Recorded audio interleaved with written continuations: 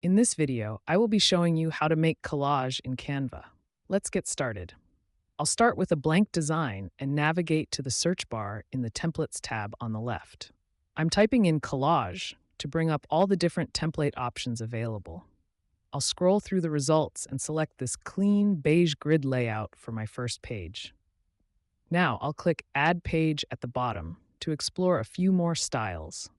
I really like this elegant vision board template, so I'll click to add it to the second page.